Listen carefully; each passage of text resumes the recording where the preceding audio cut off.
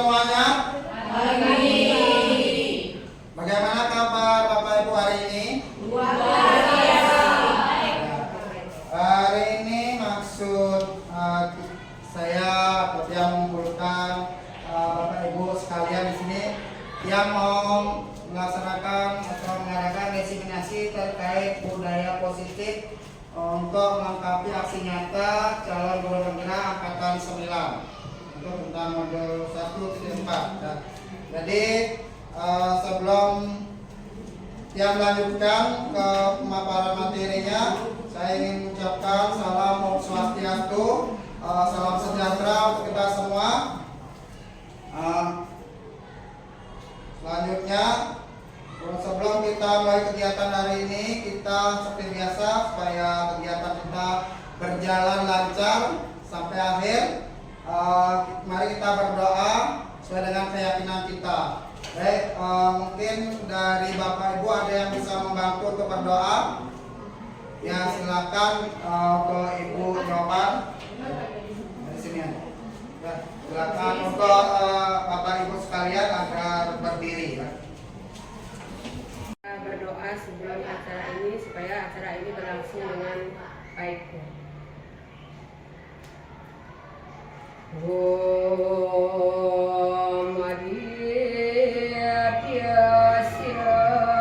Parayute Rakta Teja Namastuti Pangkaja Maryasti Karya Namastuti Om Hrang Ring Sah Paramo Simudikya Namadosa Om Santi Santi Santi Om. Silakan Bapak Ibu Guru bisa berkenan. Terima kasih Ibu Nyoman. Baik, saya melanjutkan sebelum ke materi. Dia akan coba berikan sebuah kita bermain dulu ya. Bermain apa namanya? Tembak ya. Bermain tembak menebak negara. Contohnya, misalkan kalau saya bilang Amerika, nanti langsung tunjuk huruf akhirnya apa? A. Dari negara yang depannya huruf A. Langsung tunjuk temannya ya, tembak temannya, betul agar langsung menjawab. Paham? Paham. Nah, kita coba ya. Ini untuk konsentrasi supaya kita konsentrasi dalam kegiatan ini. Baik, coba Filipina. Argentina. Tembak temannya. Argentina. Langsung tembak. Tembak temannya langsung ya. Amerika. Siapa? Ulang ya, ulang dulu. Langsung. Ini ya, ulang ini. Ulang aja ini kelihatannya. Ulang. Panas. Dewa ini tegak. Budi Indonesia. Afrika. Kuman. India. Ayo. Yang ini itu.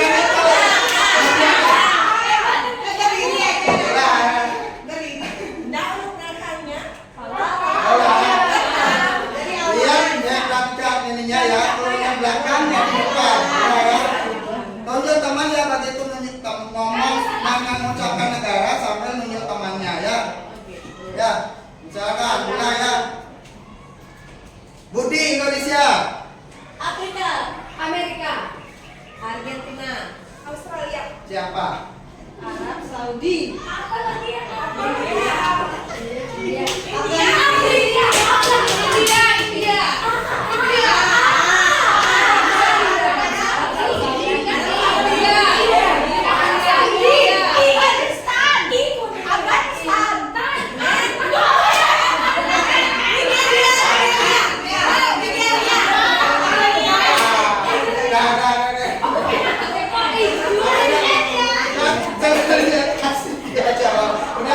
Udah semangat ya.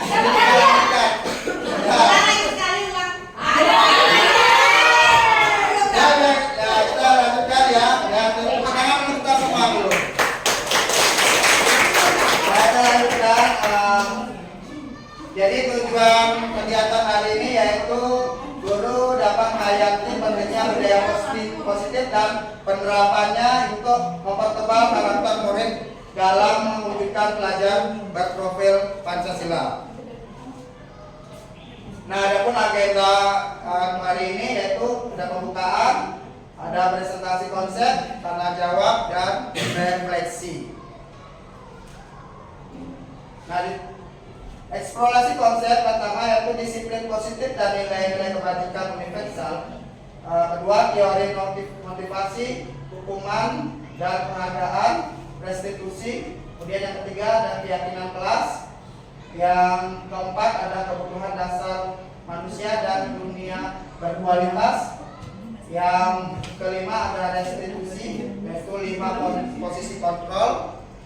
Kemudian yang keenam ada restitusi yang berkaitan dengan segitiga restitusi. Untuk materi yang pertama yaitu sebelum perubahan paradigma belajar. Nah, coba sekarang kita akan bermain kembali ya. Kegiatan kepala tangan. Jadi Anda dan teman Anda akan mencoba melakukan kegiatan cobalah buka. Nah, dan kalian Bapak Ibu guru akan berpasangan. Ada yang menjadi A, ada yang menjadi B. Di sini tugas A adalah mengepalkan tangan. Ya, di dalam kepala tangan kalian ada sebuah benda yang menurut kalian sangat berharga. Ya, jadi tugas B adalah mencoba membuka dengan segala macam cara.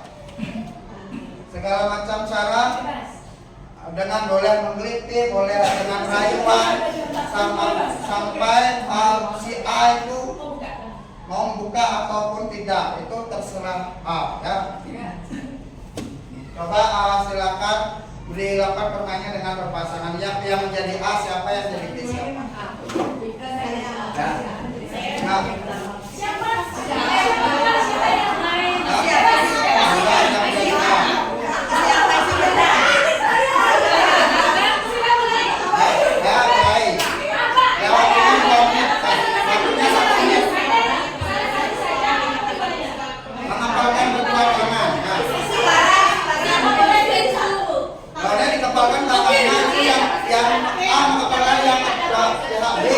Merayunya sampai terserah yang mau buka atau tidak ya. Terserah yang diserahkan. Artinya ada sesuatu yang sangat berharga si A ya. Anda mengatakan sesuatu yang sangat berharga untuk Anda. Tugas B adalah merayu membuka dengan berbagai cara.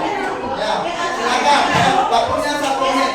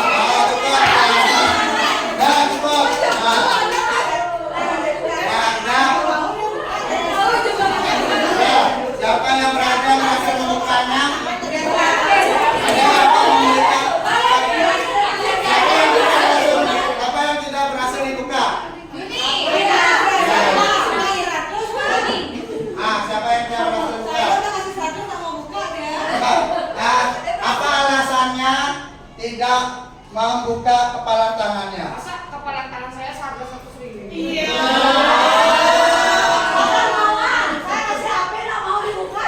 Ya, apa alasannya tidak membuka kepala tangan Anda? Karena Taliban sangat mahal. Ya, sebenarnya di sini kita mempunyai kontrol terhadap diri kita sendiri.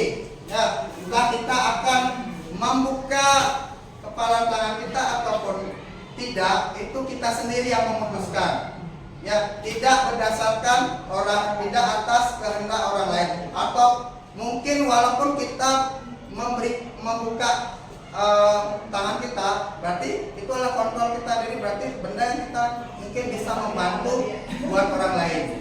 Ya, contohnya misal kita punya yang kita pegang adalah obat yang hanya ada satu-satunya obat di dunia ini dan dibutuhkan oleh orang tersebut, otomatis dengan cara kita akan pasti memberikannya kepada orang tersebut karena itu begitu sangat penting untuk kepentingan orang. Ya.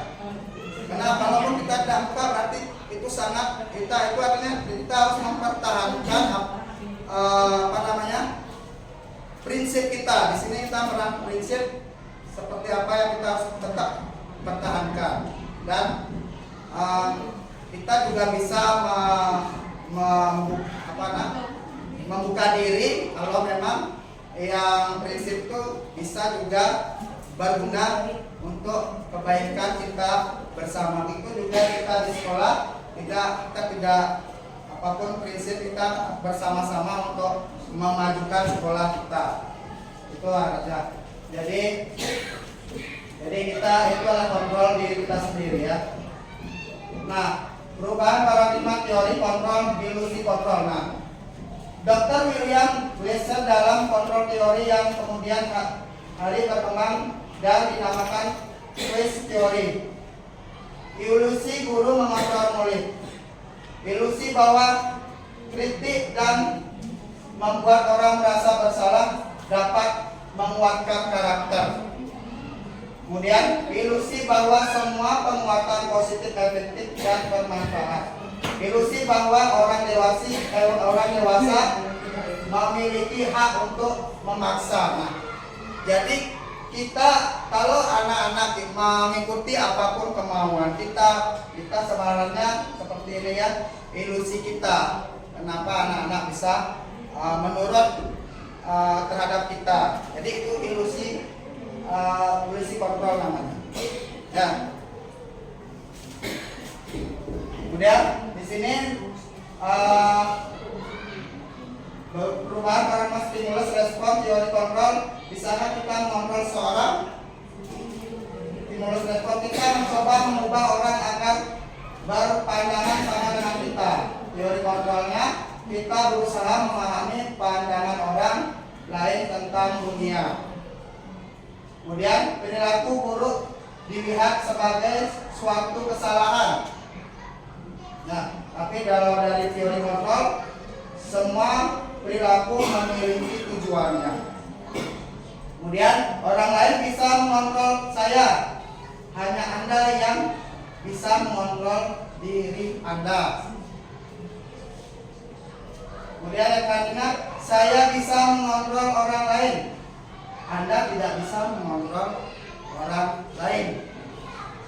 Kemudian yang selanjutnya, pemaksaan ada pada saat bujukan gagal. Ya, kolaborasi dan konsensus menciptakan pilihan-pilihan baru. Yang terakhir, model berpikir menang kalah. Kalau di dalam teori kontrol, model berpikir menang-menang. Nah, ini perbedaan antara stimulus respon dan teori kontrol.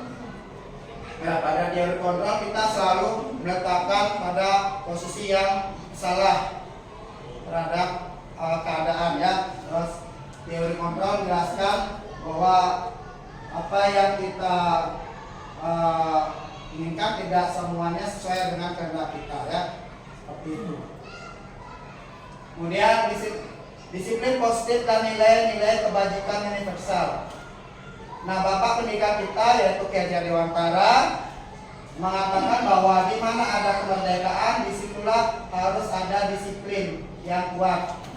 Sungguh pun disiplin itu bersifat self-discipline, yaitu kita sendiri yang mewajibkan kita dapat sekeras-kerasnya, tetapi itu sama saja sebab jikalau kita tidak cukup melakukan self-disiplin, wajiblah penguasa lain mendisiplinkan diri kita, dan peraturan demikian itulah harus ada di dalam suasana yang merdeka.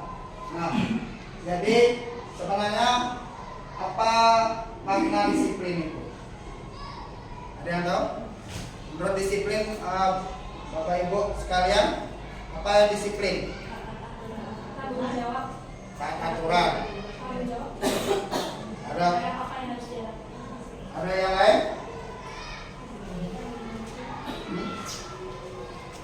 Disiplin itu Konsisten. konsisten.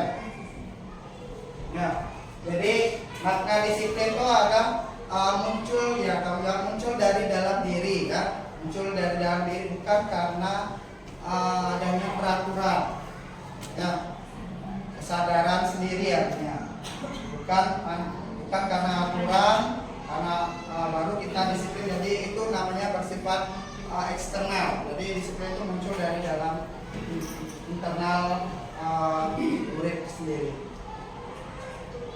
Nah, merdeka menurut Ki Hajar Dewantara, merdeka itu artinya tidak hanya terlepas dari perintah, akan tetapi juga cakap dan memerintah diri sendiri. Ya. Kemudian teori motivasi perilaku manusia, ada di sini motivasi eksternal, ada motivasi internal, motivasi internal tujuan disiplin positif. Yang pertama motivasi eksternal untuk menghindari hukuman, ketidaknyamanan jika saya apa yang terjadi jika tidak melakukannya. Ya, jadi ini mereka melakukan disiplin karena takut mendapat hukuman. Yang pertama itu karena motivasi eksternal. Ya. Yang kedua, motivasi internal untuk mendapat imbalan atau hadiah atau penghargaan dari orang lain. Apa yang akan saya dapat apabila saya melakukannya? Itu dari dalam dirinya tapi mengharapkan sesuatu. Itu motivasi internal. Yang ketiga, motivasi internal tujuan disiplin positif. Untuk menghargai diri sendiri, saya menjadi orang yang seperti apa bila saya melakukannya. Dari yang ini, motivasi yang mana yang paling baik buat Bapak Ibu? Ya, jadi mungkin kalau selama ini kita memberikan hadiah kepada siswa, sebenarnya itu motivasi internal, tapi itu hanya bersifat sementara. Ya. Kalau itu kan membuat ketergantungan peserta didik itu sendiri ya. Kalau tidak mendapat hadiah atau tidak mendapatkan bintang, nanti dia akan tidak mengikuti, tidak seperti seharusnya, atau hanya pada guru tertentu. Hanya guru tertentu siapa yang biasa memberikan hadiah, nanti itu saja yang akan dimau. Jadi belum memiliki. Ya, terkadang anak harus memiliki motivasi internal untuk tujuan disiplin positif kebaikan diri mereka sendiri. Nah, mengapa tidak peraturan kelas saja? Mengapa harus keyakinan kelas? Nah, mengapa kita memiliki peraturan harus menggunakan helm bila mengendarai kendaraan roda 2? Apa yang kita yakini?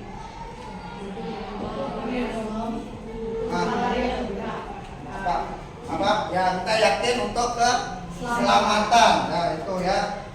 Mengapa kita memiliki peraturan 3M, menggunakan masker, mencuci tangan, dan menjaga jarak 1,5 meter?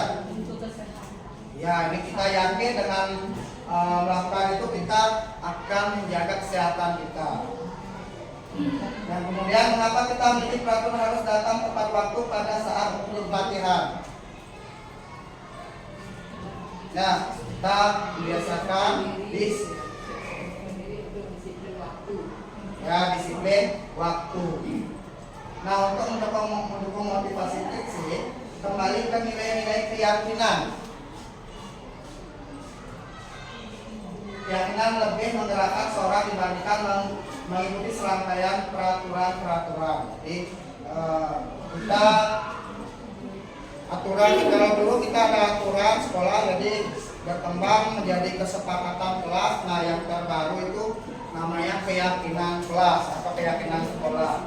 Jadi lebih bersifat universal ya. Ya. Di sini ada peraturan kelas, keyakinan kelas, lingkungan positif, budaya positif. Jadi budaya positif itu yang paling luas, paling nilai-nilai kebajikan di sana.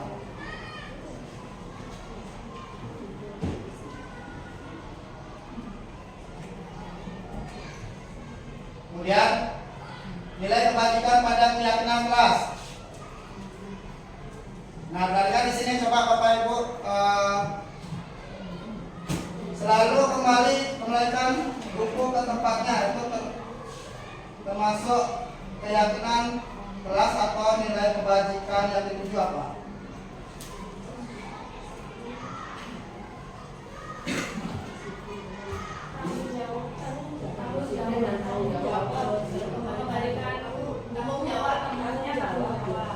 Dilarang mengganggu orang lain.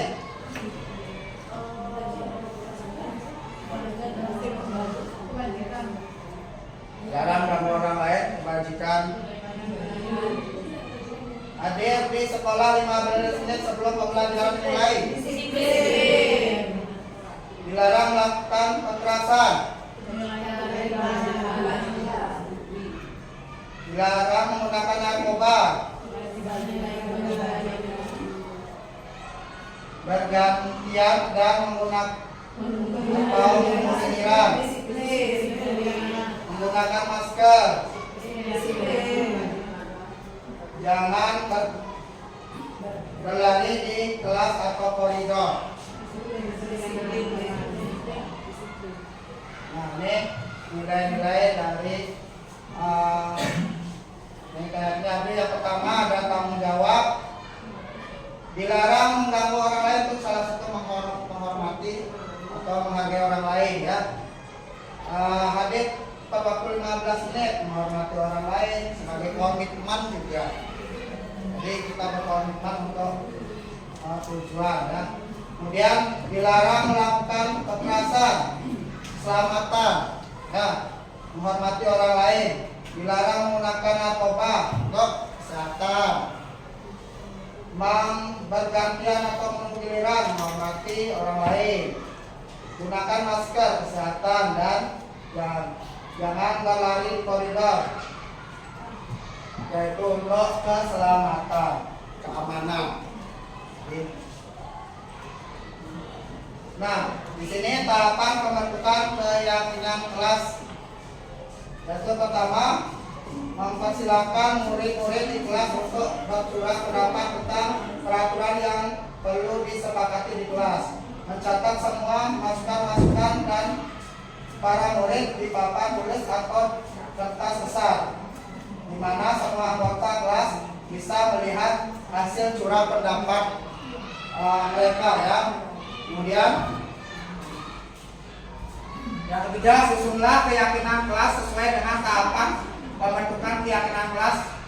Gantilah kalimat-kalimat dalam bentuk negatif menjadi positif. Kemudian 3, kembali daftar surat pendapat yang sudah dicatat. Anda mungkin akan mendapati bahwa pernyataan yang ditulis sama masih banyak yang berupa peraturan-peraturan. Selanjutnya, ajak murid-murid untuk menentukan nilai-nilai kebajikan atau keyakinan yang menjadi inti dari peraturan tersebut. Kemudian selanjutnya, sebaiknya keyakinan kelas tidak terlalu banyak, untuk misalkan sampai 3 sampai 7 prinsip keyakinan. Kemudian setelah keyakinan kelas selesai dibuat, maka semua warga kelas dipersilakan meninjau ulang dan menyetujui dengan menandatanganinya. Dan terakhir, keyakinan kelas selanjutnya bisa diletakkan di dinding kelas di tempat yang mudah dilihat semua warga kelas.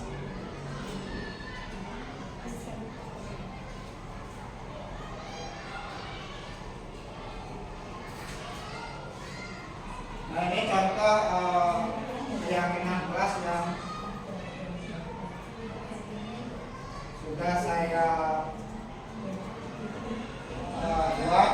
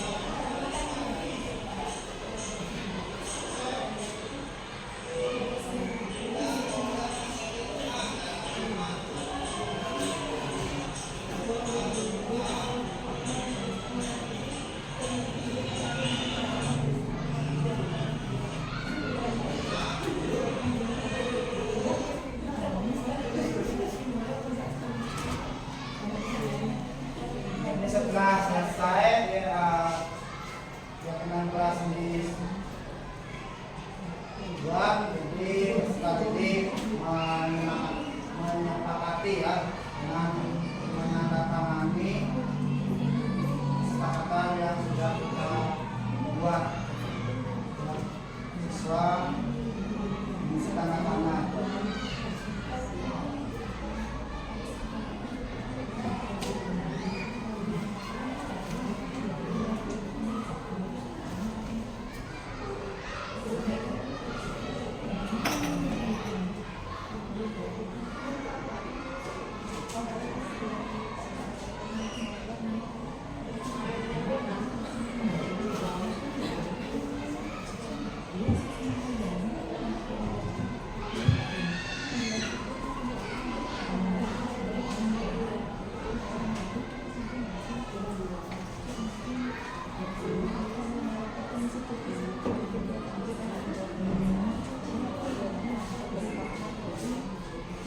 Jadi itu contoh keyakinan kelas yang sudah saya terapkan di kelas KC.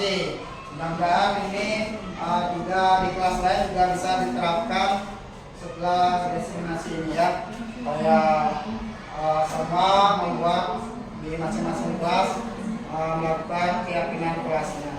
Jadi anak-anak melakukan kalau sebelumnya kan ada peraturan, jadi kenapa tidak peraturan? Kalau peraturan itu asalnya kan dari guru ya, dari sekolah, tidak berasal dari siswa. Kalau kesepakatan juga berasal dari siswa, cuma masih ada konsekuensinya.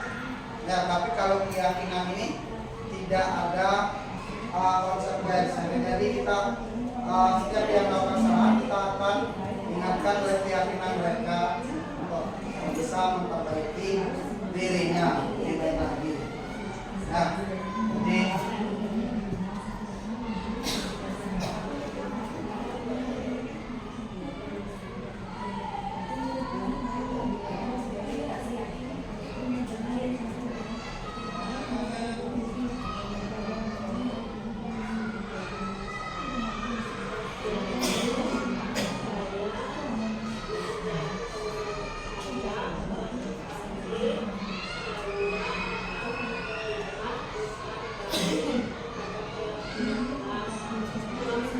setelah melakukan keyakinan kelas, kita dari siswa supaya menemukan balik tentang apa yang kita lakukan di kelas. Kita bisa juga merefleksi setelah kegiatan di kelas, kita selalu lakukan di akhir kegiatan refleksi dan kita umpan balik dari tadi ya, untuk perbaikan ke depannya.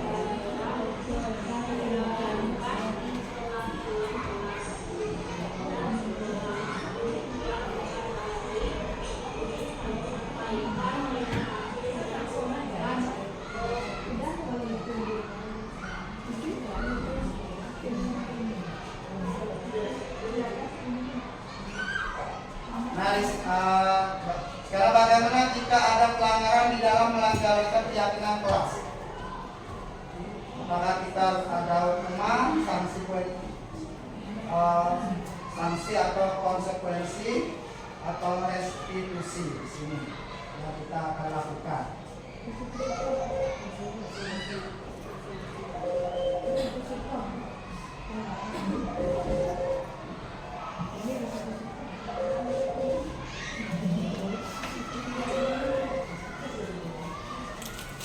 Nah, di sini ada hukuman, sanksi, konsekuensi atau restitusi.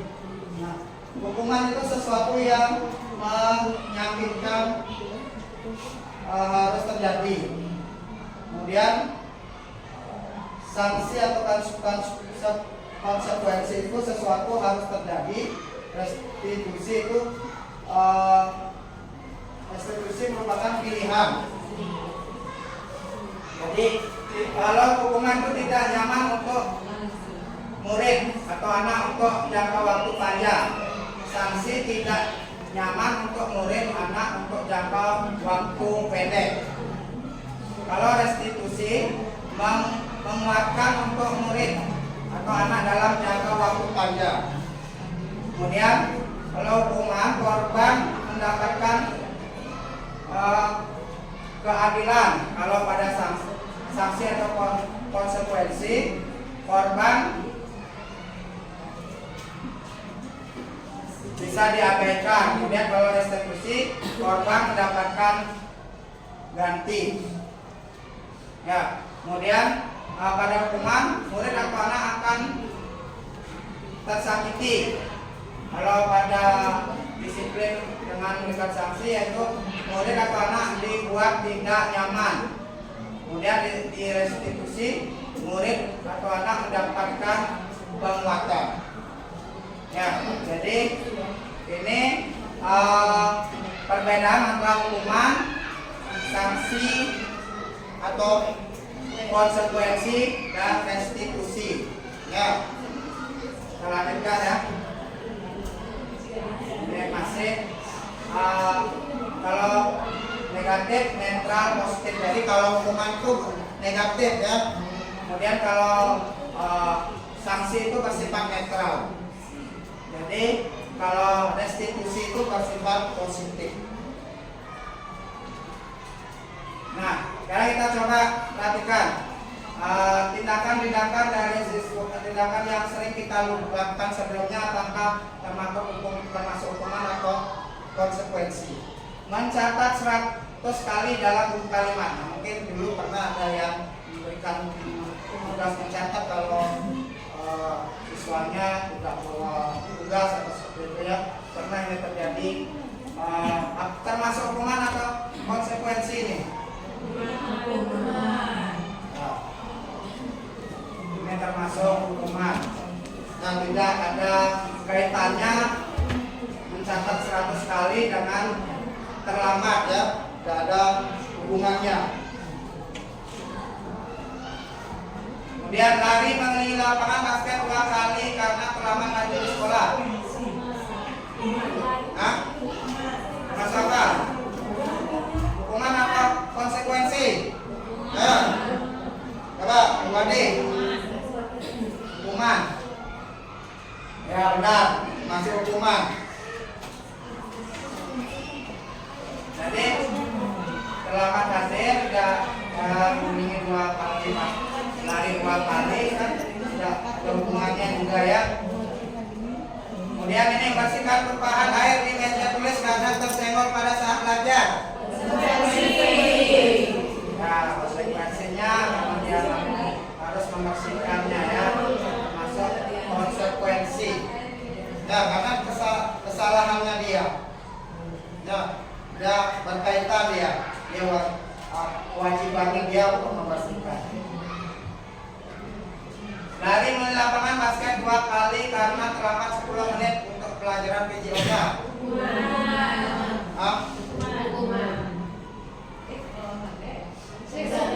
Masuk konsekuensi. Jadi hukumannya kan olahraga. Pelajarannya ada hubungannya, lari atas pelajaran olahraga. Ini tepat dan konsekuensi yang dia dapatkan karena terlambat pada jam tersebut. Ya, jadi kalau pelajarannya IPA, kita suruh lari, nggak ada nyambung.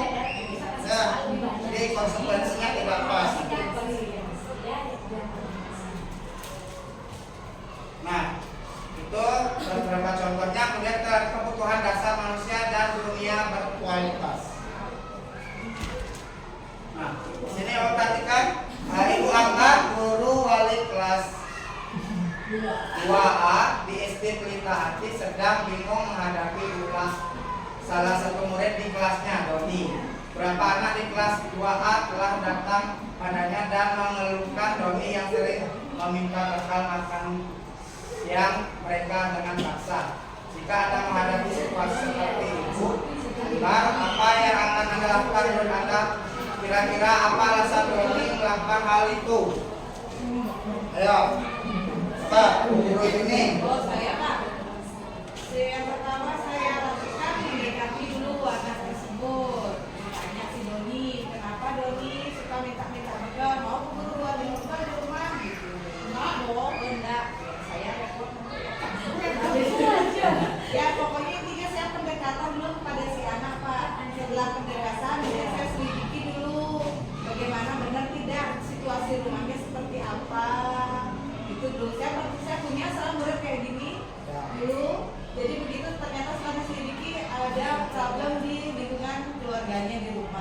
dia memang ingin perhatian, jadi begitu. Ya, jadi menurut Bu Yuni, kira-kira alasan Doni melakukan tersebut kira-kira Ini perhatian mungkin Pak. ya mencari perhatian untuk kasih sayang ya, kurangnya kasih mungkin di rumahnya tidak mendapat kasih sayang yang jadi sehingga di sekolah dia mencari perhatian mungkin seperti itu ya.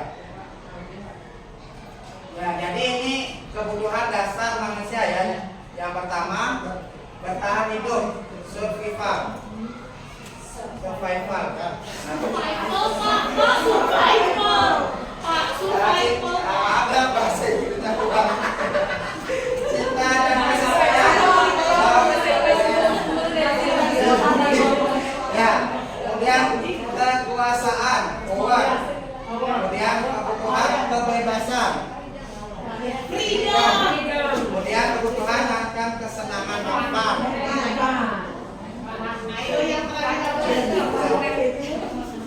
Ya, jadi ini 5 kebutuhan dasar dari manusia ya.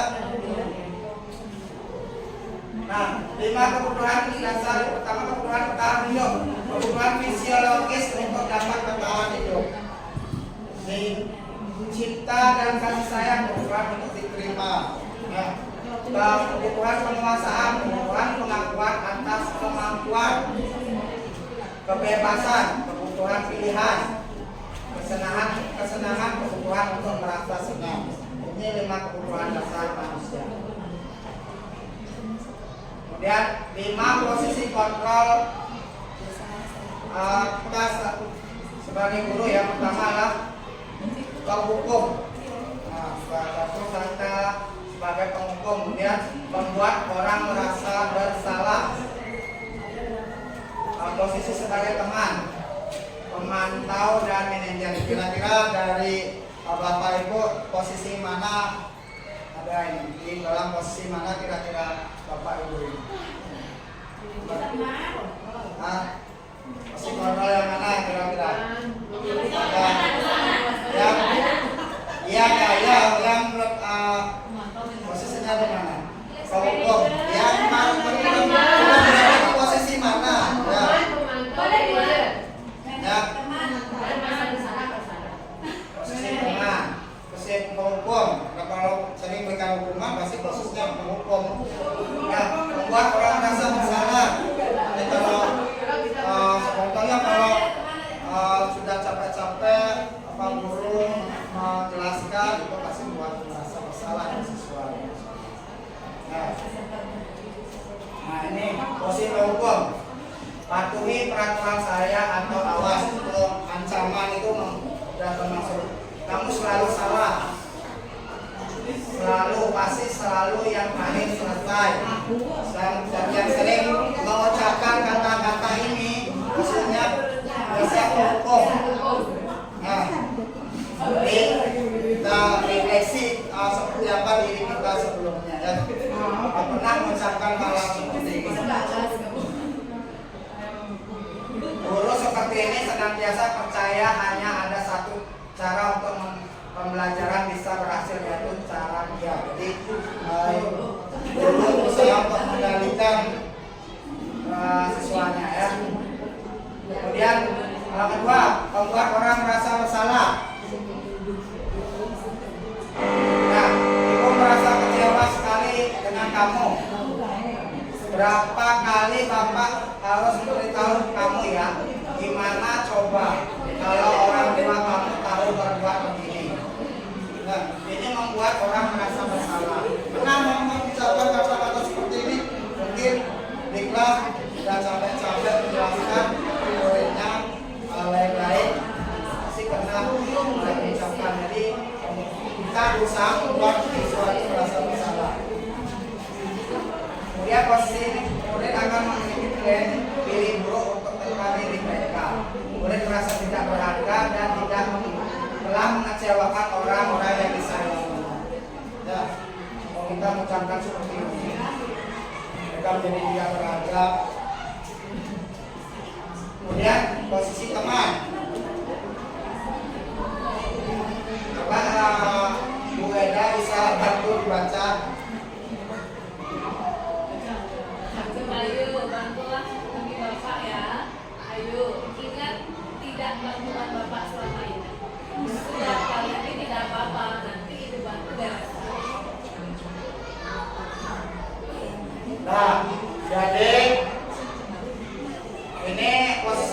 bantulah demi Bapak ya. Ayo ingat tidak bantuan Bapak selama ini. Ya sudah, kali ini tidak apa-apa, nanti Ibu bantu bereskan. Jadi itu salah satu contoh cara posisi kontrol sebagai teman melakukan semua ya. Guru di posisi teman menggunakan hubungan baik dan humor untuk mempengaruhi seseorang. Murid agar tergantung pada guru tersebut, kadang akan bertindak untuk guru tertentu dan tidak untuk guru lainnya. Jadi kalau kita terbiasa melakukan hari ini mungkin hanya dekat dengan salah satu guru kita dari kita saja ya. Jadi kalau ada guru pengganti, dia tidak akan terima. Ya, itu kelemahannya. Kemudian yang keempat, pemantau atau monitor. Peraturannya apa? Apa yang telah kamu lakukan? Sanksi atau konsekuensinya apa? Jadi dia selalu memperhatikan berdasarkan peraturan yang menjadi kuncinya ya. Jadi ada peraturan dan konsekuensi, ada setiap ada siswa melanggar, dia akan menanyakan apa yang peraturan yang ada dan sanksinya. Seorang pemantau sangat mengandalkan perhitungan catatan data yang dapat digunakan sebagai bukti atau perilaku seorang. Nah, yang kelima, posisi manajer. Di posisi puncak ini posisi manajer. Jadi, Bapak berada bahasa mana?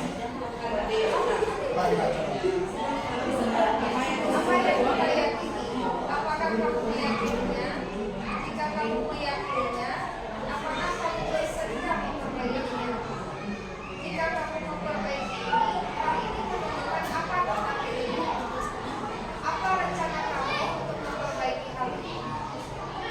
Ini kata-kata yang biasa diucapkan jika kita berada di posisi manajer, di posisi puncak. Manajer adalah posisi di mana guru berbuat sesuatu bersama dengan murid, mempersilahkan murid, mempertanggungjawabkan perilaku, mendukung murid agar dapat menemukan solusi atas permasalahan sendiri.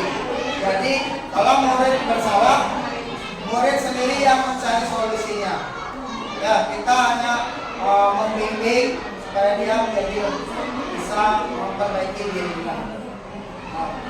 Jadi ini akan dilakukan dengan cara melakukan segitiga restitusi. Ya, restitusi itu adalah proses menciptakan kondisi bagi murid untuk memperbaiki kesalahan mereka, sehingga mereka bisa kembali pada kelompok mereka dengan karakter yang lebih kuat. Nah, segitiga restitusi ini ada 3 strategi untuk melakukan restitusi. Yang pertama adalah menstabilkan identitas. Yang kedua, validasi tindakan yang salah. Yang ketiga, menanyakan keyakinan jelas. Ya.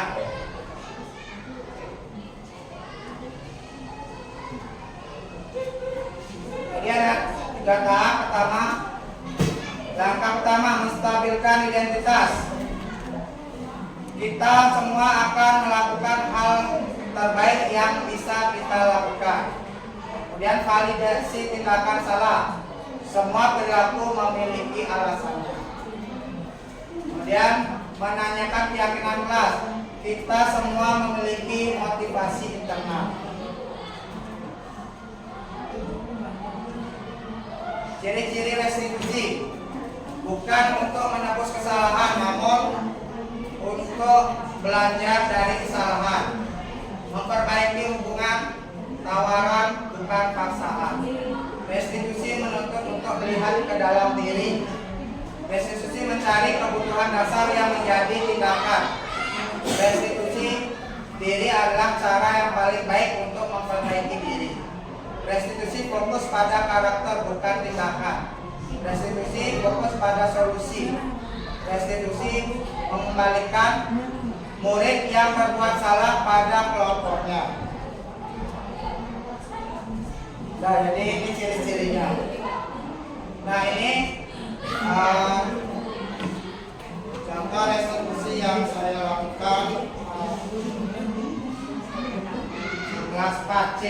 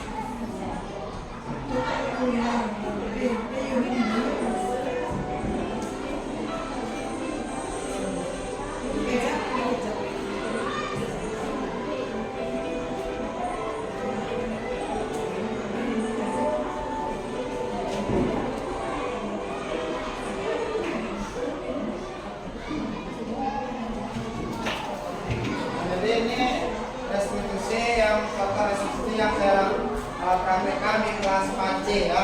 Ini bisa lihat contohnya di YouTube ya.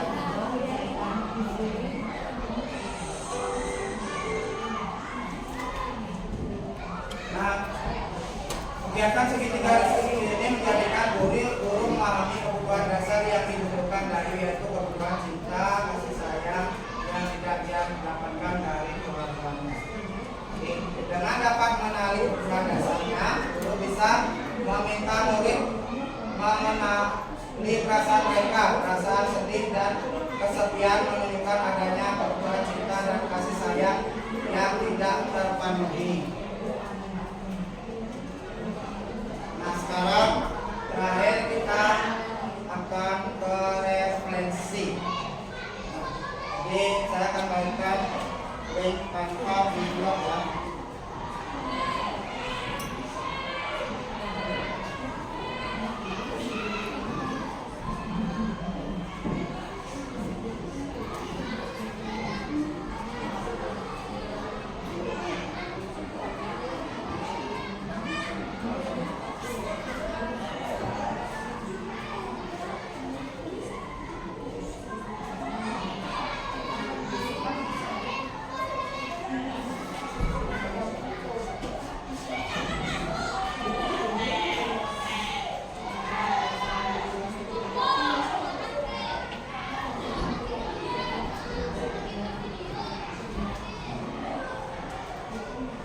Bapak Ibu, saya lakukan link Padletnya untuk melakukan refleksi. Silakan diisi ya. Dan sebentar juga mohon salah satu agar bisa memberikan refleksi secara langsung terkait kegiatan yang kita lakukan hari ini.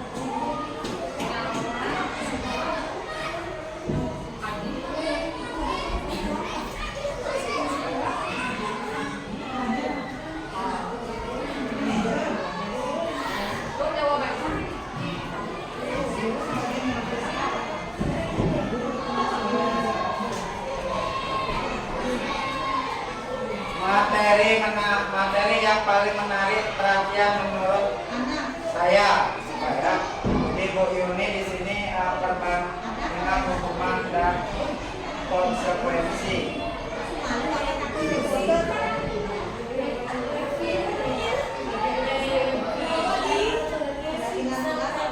Yang sudah di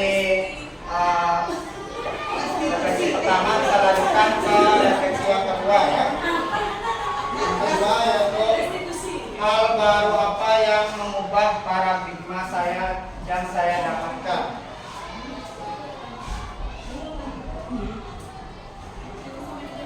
Yang ketiga, saya akan menjadi pendidik yang seperti apa setelah mengikuti sesi ini.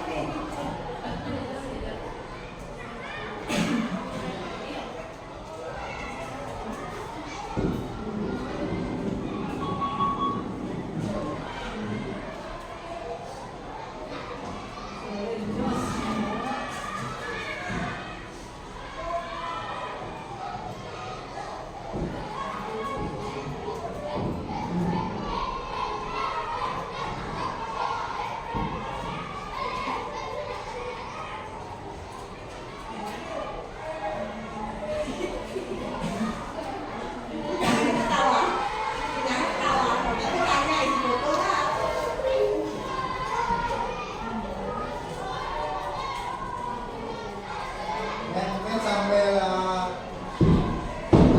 Pak Ibu mengisi, mungkin Pak bisa salah satu dari Bapak Ibu bisa menyampaikan secara langsung untuk refleksi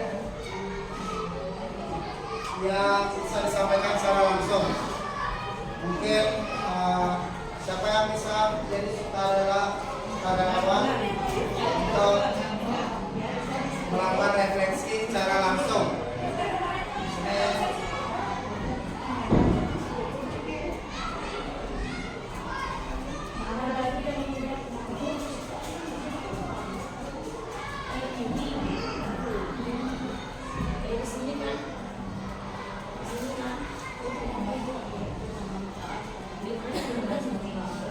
Mungkin Bu Ana bisa memberikan refleksi secara langsung.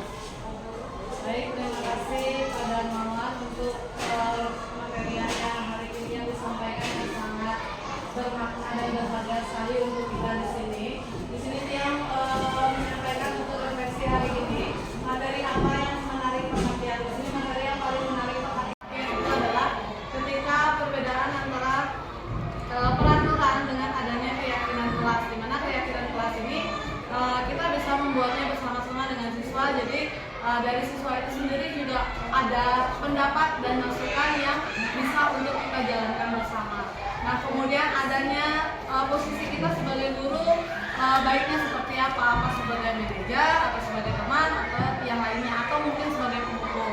Nah, kemudian juga ada yang menarik yang lain yang dapat saya pelajari itu adalah mengenai konsekuensi, hukuman dan restitusi. Jadi kita mungkin yang dulu kita nggak tahu mana hukuman, mana konsekuensi, dan sekarang setelah Pak Darmawan menyampaikan, jadi saya tertarik dengan hal itu. Nah, kemudian hal baru yang dapat mengubah paradigma saya itu, yang saya dapatkan itu seperti yang Pak Darmawan tadi sampaikan, itulah kayak konsekuensi, hukuman, itu yang paradigma baru bagi saya, dan kemudian keyakinan kelas. Kalau dulu kan kita mengenal kesepakatan kelas, jadi keyakinan kelas itu udah paradigma baru yang mungkin sudah ada perubahan seperti yang iya Pak Darmawan sudah sampaikan tadi.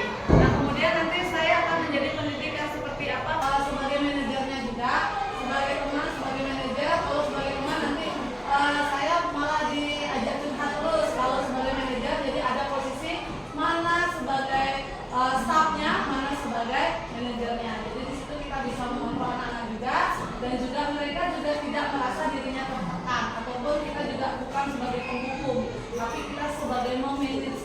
Jadi mengatur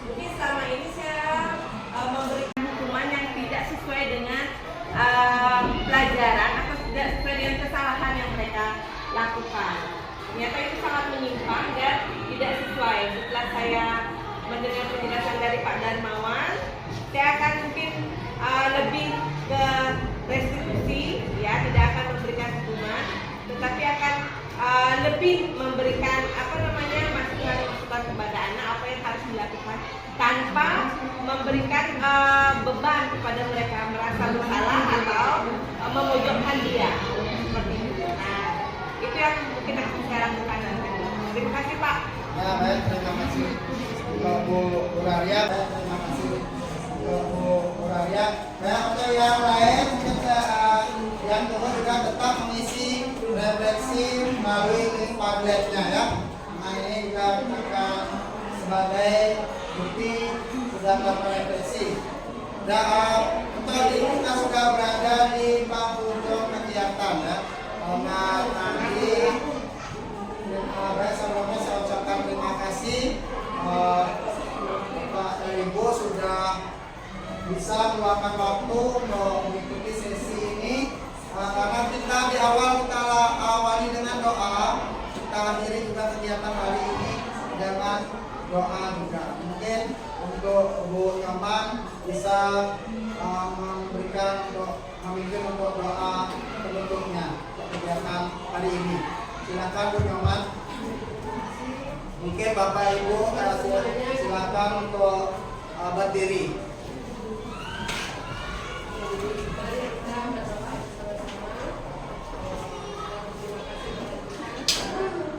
Berjalan dengan lancar.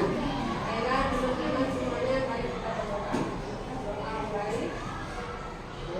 Om kesama swama jaga nate sarwa papo hira sarwa sarwa sidang rama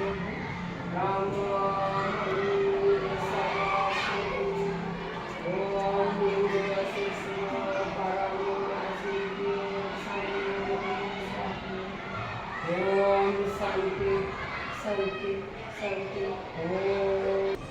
Baik, terima kasih Bu Nyoman.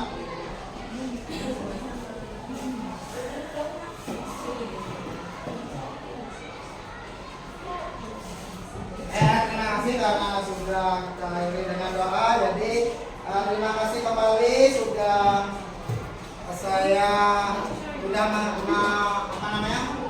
sudah mengikuti sesi untuk hari ini.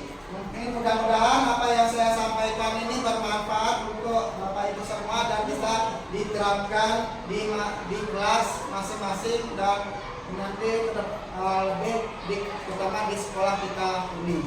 Ya, terima kasih banyak dan Bapak Ibu boleh kembali ke kelas masing-masing.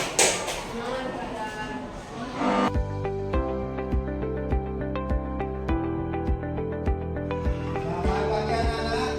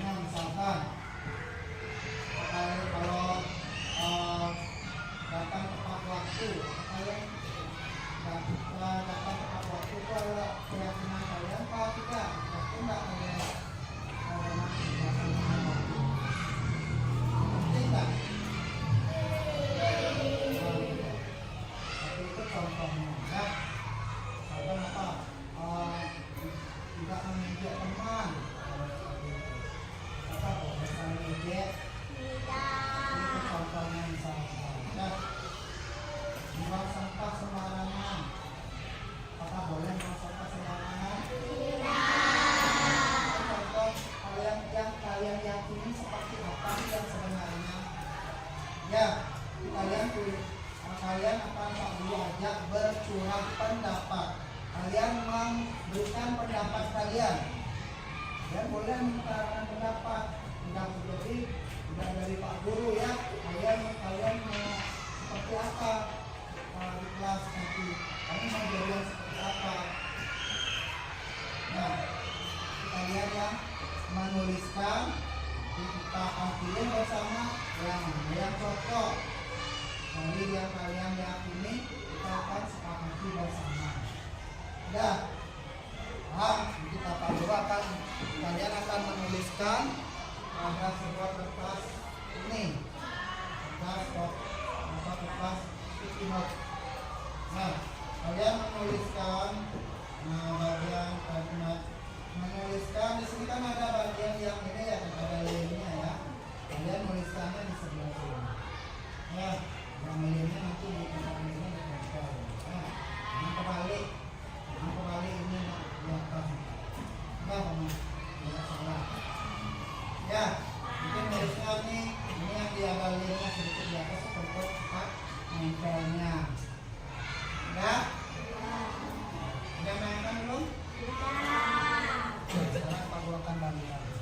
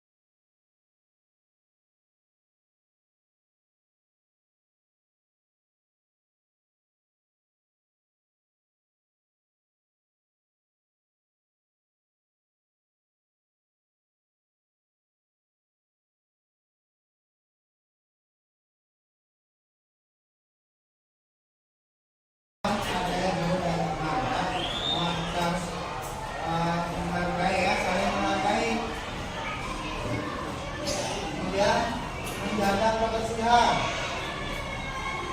Masakan, yang menjaga kebersihan apa?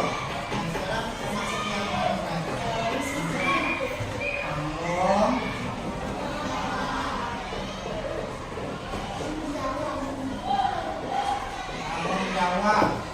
Jawa itu menjaga kebersihan. Tidak membuang sampah sembarangan. Yang mana maksud? Mana juga tanggung jawab. Ya, tujuh. Dapat tepat waktu. Tepat waktu termasuk apa? Disiplin. Ya, setuju kan sih? Keyakinan disiplin. Nah, disiplin ya. Biar tidak terlambat datang ke sekolah ya, sama ya, datang terlambat ke sekolah. Tiket tepat waktu, anggap orang tidak salah. Tidak boleh bertengkar satu sama lain, saling menghargai. Dan tiket sesuai dengan jadwal, tanggung jawab ya. bersikap jujur. Bersikap jujur ya. Berteman satu sama lain, saling menghargai ya. Datang tepat waktu juga sama. Jadi dalam membuli, membuli termasuk sikap saling menghargai. Ya. Tidak boleh mengejek teman ya, sama juga membuli. Juga sama berdoa.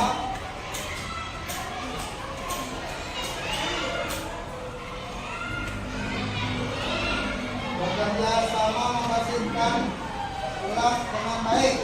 Tanggung jawab. Itu ya. Ya. Tidak boleh berantem dengan orang lain. Nah, saling menghargai juga.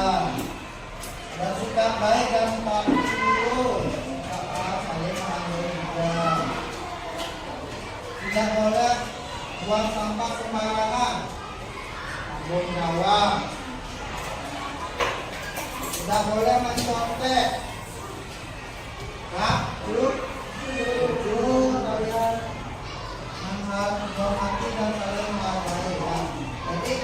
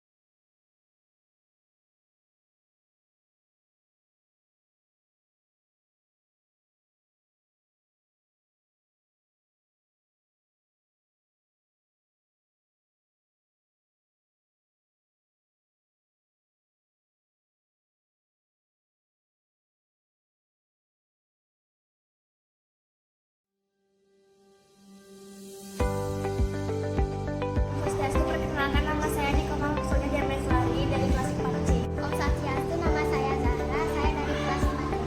Swastiastu, nama saya Satya dari kelas 4C. Swastiastu, saya Anak Agung Sastra Bayi Mahardika dari kelas 4. Sangat senang. Bersemangat.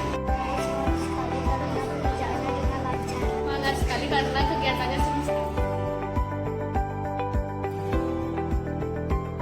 Penting. Sangat penting. Penting. Kita dapat menghargai guru dan teman. Untuk melatih kedisiplinan. kita untuk mandiri.